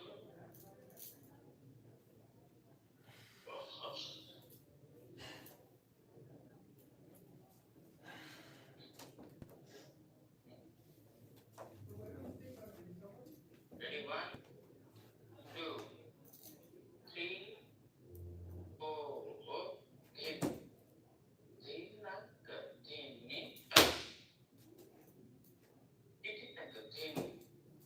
Jinak ini. Ini. Jinak ini. Ini tak ini. Jinak ini.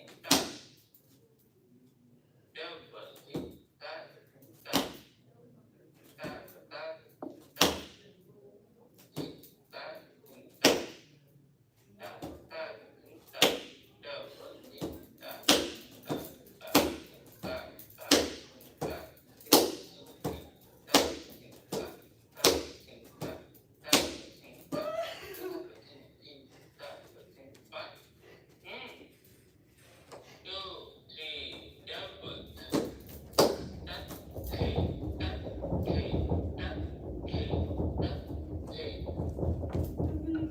This, sorry.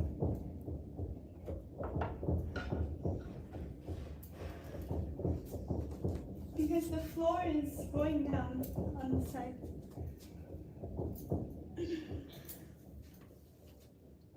Okay.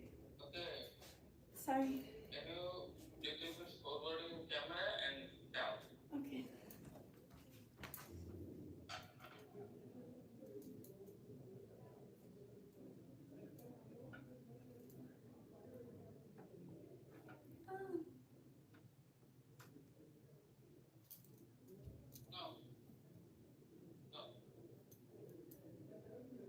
Oh. Bring your phone closer.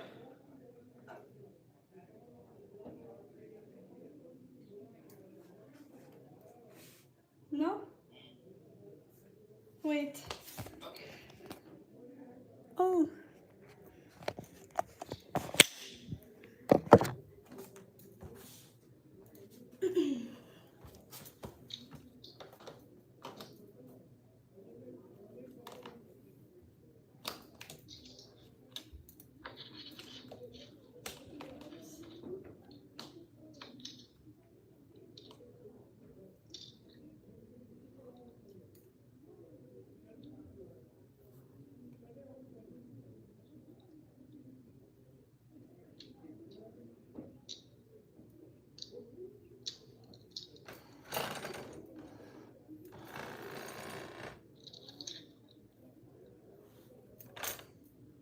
Okay.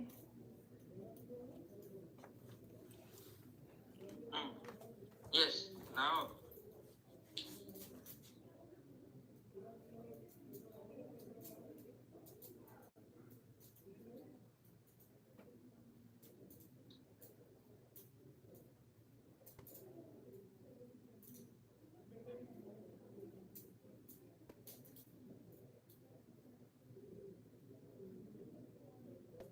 Okay, sorry. 1, 2, 3, 4. That, hey, that, hey, that, hey, that, hey, that, hey, that, hey. No, faster. That day. That, hey. 2, 2, 3, start. That, hey, that, hey, that, hey, that, hey, that, hey, that, hey, that, hey, that, double that, hey, that, hey, that, hey, that, hey, that, hey, that, hey, that, hey, that, hey, that, hey, that, hey, that, hey, that, hey, that, hey, that, hey, that, hey, that.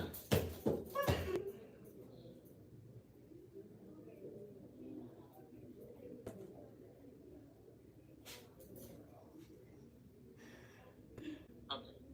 Sit in yoga position.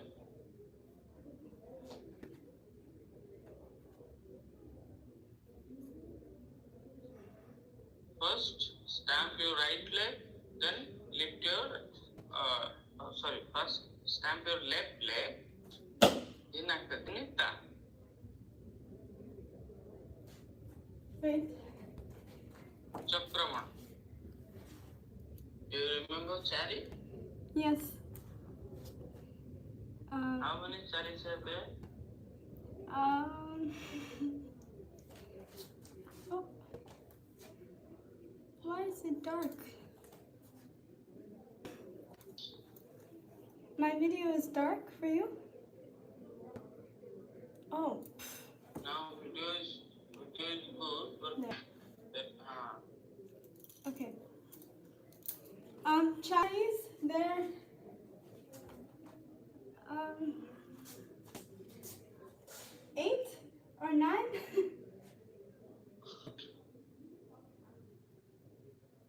say the correct one. Huh? Say the correct one. 9 or 8? Which one is right? 8. 8. Yeah. Yes. Chakramana Chari.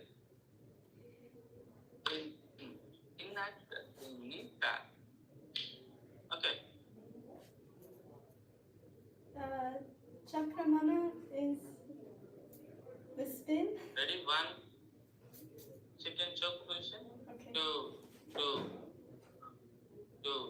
3, 4. I forgot. Hey. Forgot. 2, 3. Start. Hey. Dinaka. Dinita. Dinaka. Dinita. Okay? Okay. Thank you. Sorry. 1, 2. No. 2, 3, 4. Hey.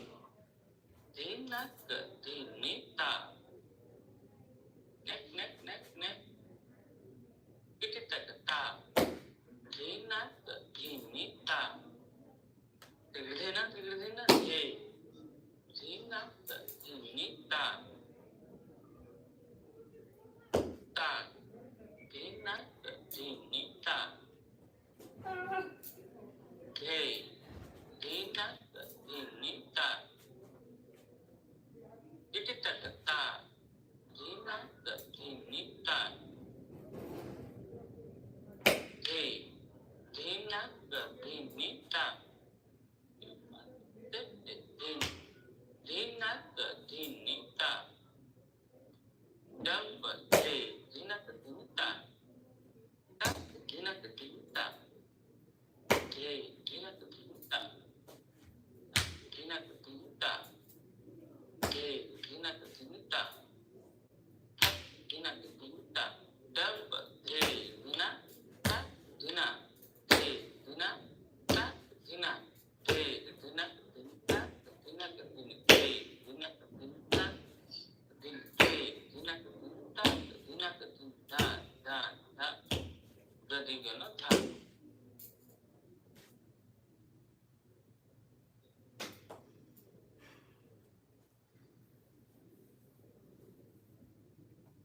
Your video is stuck. Oh. Sometimes it's frozen.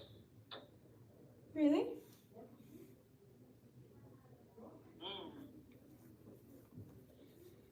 I'm using the Wi-Fi. My data is finished.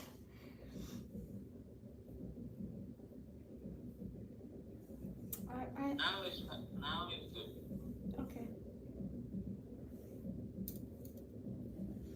Sometimes it's stuck.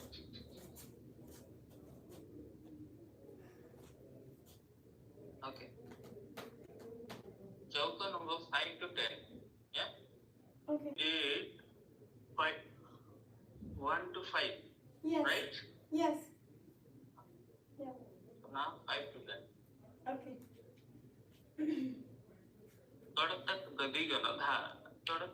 Number 6. Hey. Sorry. No. 5? Itti. Ta.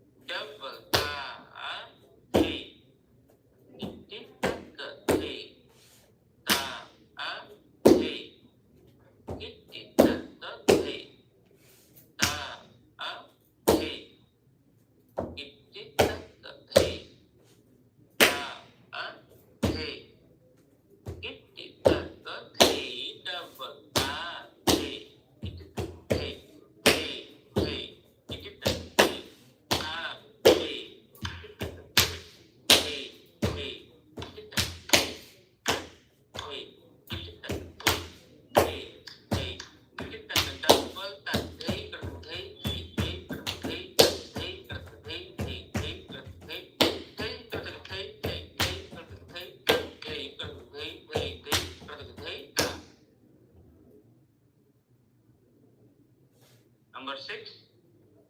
1, 2, 3, 4. 1, 2, 3. Din. Dinat. Dinita. Ta. Dinat. Dinita. Ta. Dinat. Dinita. Day. Dinat. Dinita. Ta. Dinat. Dinita. Day. Dinat. Dinita. Ta. Dinat. Double K. Dinat. Dinita. Dinat. Dinita. Day. Dinat. Dinita. Ta. Dinata. Day. Dinat. Dinita. Ta. Dinat. Dinita. Day. Dinat. Dinita. Ta. Ta. Ta. Double ta. Dinat. Ta. Dinat. Ta. Dinat. Dinat. Ta. Dinat. Ta. Ta. Dinat.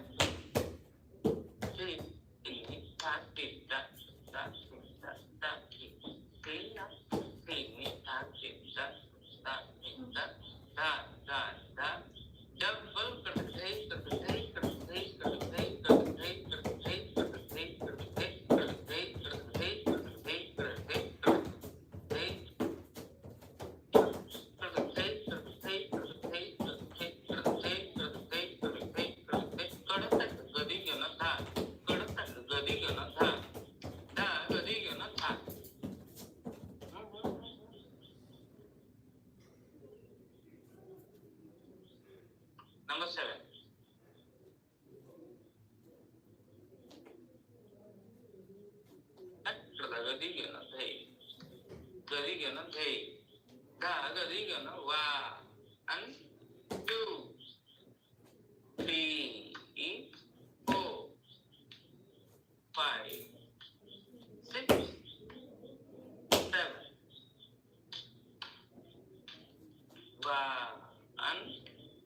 One, 2, 3, 4, 5, 6, 7. 1, 2, 3, 4, 5, 6, 7. Double 1, 2, 3, 4, 5, 6, 7. 1, 2, 3, 4, 5, 6, 7. Double 1, 2, 3, 4, 5, 6, 7. 1, 2, 3, 4, 5, 6, 7. 1, 2, 3, 4, 5, 6, 7. 1, 2, 3, 4, 5, 6, 7. Double 1, 2, 3, 4, 5, 6, 7. 7. 1, 2, 3, 4, 5, 6, 7. 1, 2, 3, 4. 1, 2, 3, 4. 1, 2, 3, 4, 5, 6, 7. Gadi gana ta.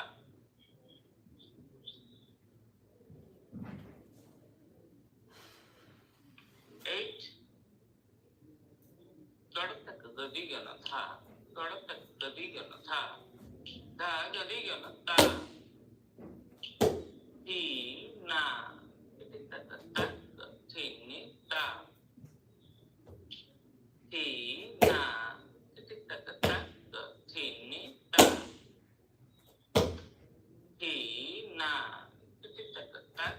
Thi ni ta. Thi tha tha na tha. Double. Thi ni ta. Thi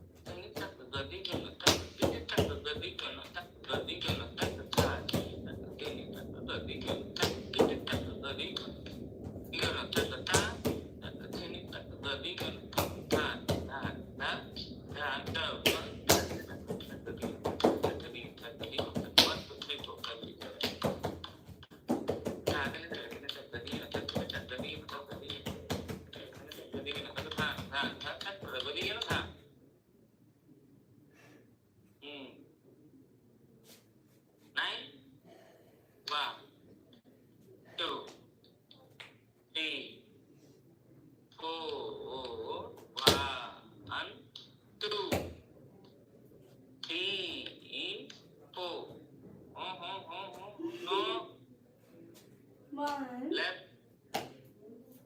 Okay. Sorry. 1, 2, 3, 4. 1, 2, 3, 4, 5, 6, 7, 8.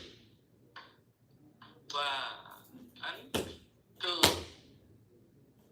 3, 4, 5, 6, 7, 8. Double 1. Oh, sorry, 7, 8, 9. 9. 2, 3, double 9. 2, 2, 3, 4. 1, 2, 3, 4, 5, 6, 7, 8, 9. 1, 2, 3, 4, 5, 6, 7, 8, 9. Double 1, 2, 3, 4, 5, 6. 1, 2, 3. 1, 2, 3, 4, 5, 6. 1, 2, 3. 1, 2, 3, 4, 5, 6. 1, 2, 3, 4, 5, 6. 1, 2, double. 3, 3, 3. 3, 3, 3.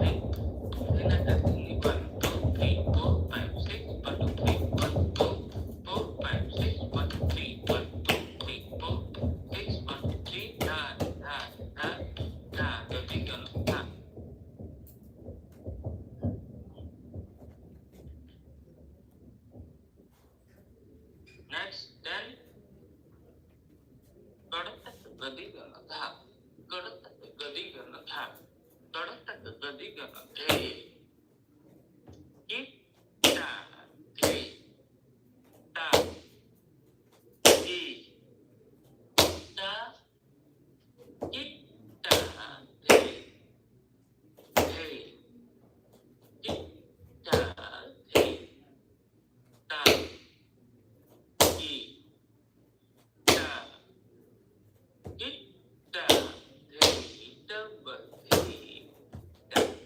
Di. Ta. Kita the. Double the. Ta. Ta. Kita. Kita the.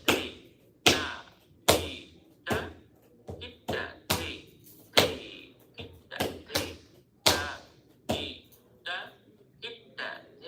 Kita the. Kita the. Ta. Kita. Kita double the. Kita the. Ta. Kita. Kita the. Kita the. Ta. Kita. Kita the. Kita the. Ta. Kita. Kita the. Kita the. Kita. Kita the. Kita the. Ta. Kita. Kita the. Kita the. Ta. Kita. Kita the. Fourth split. Huh?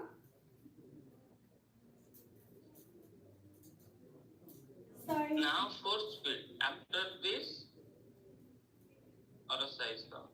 Okay. 1, 2, 3 again. Same speed. 2, 3. Start. Hey, kita hey. Ta.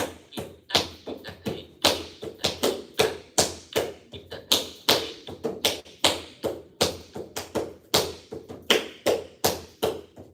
Hey, kita hey. Ta. Kita. Kita hey. Hey, kita hey. Ta. Kita. Is it not Vasant Pallavi, Amina? Oh. Now you are doing? Sorry. Number 10. So,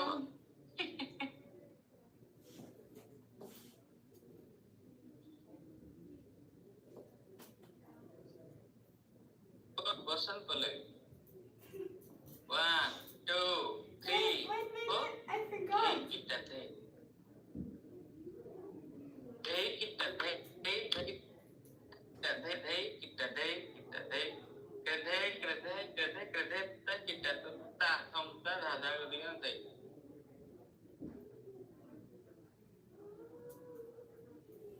Remember?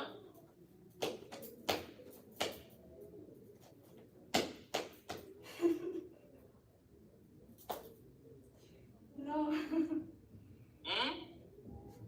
Hey Bhagavan. Hey Bhagavan. Do. For speed. 1, 2, 1, 2, 3, 4. Take it that day. Take it that day. Take it that day. Take it that day. Take it that day. Take it that day. Take it that day. Finish. Then start or start. Take it that day. Ta. Ta. Itta hey. Hey. Itta hey. Ta. Continue. Ta. Itta hey. Hey. Itta hey. 2 times. Itta. Itta hey. Hey. Itta hey. Ta. Itta. Itta hey. Hey. Itta hey. Hey, itta, hey. Hey, itta, hey. Hey, itta, hey. Itta, hey. Itta, hey. Itta, hey. Itta, hey. Great. Ta, itta, tu, na, ta, thum, ta. Tha tha gadi gana thay. Sorry. One more time.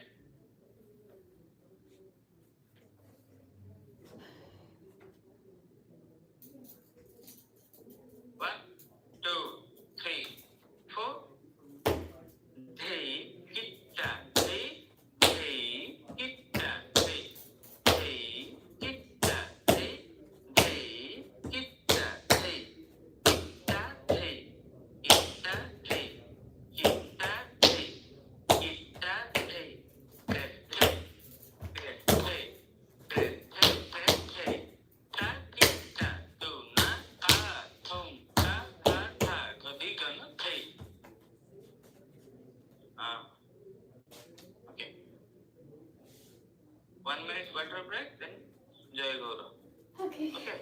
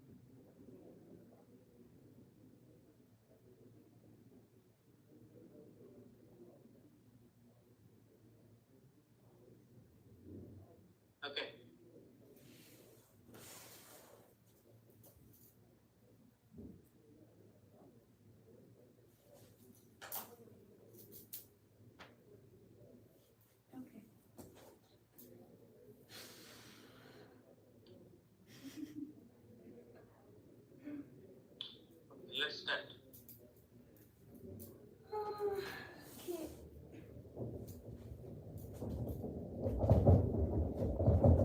I may not do so well today, so I try my best.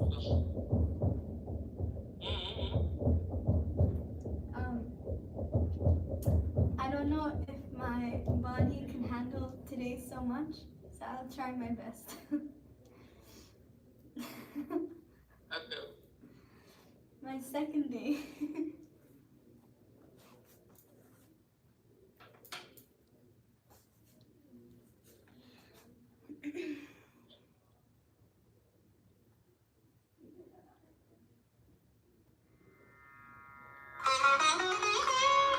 You want music? Yeah. Okay.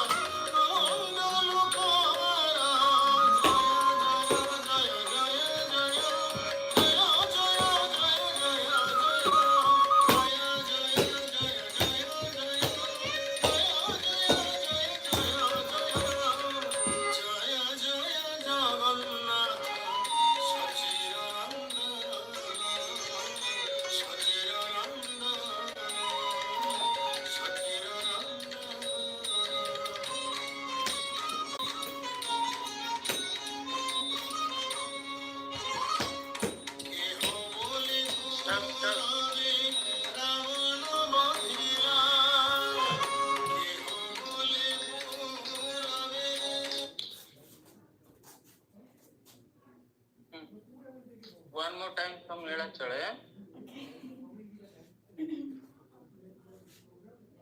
Ready? 1, 2, 3, 4. Da da da da da da da da da da da da da da da da da da. Da da da da da da da da da da da da da da da da. নীলাচলে শঙ্খ চক্র গদা পদ্মধর শঙ্খ head movement শঙ্খ চক্র Shankar Chakra. হ্যাঁ Okay.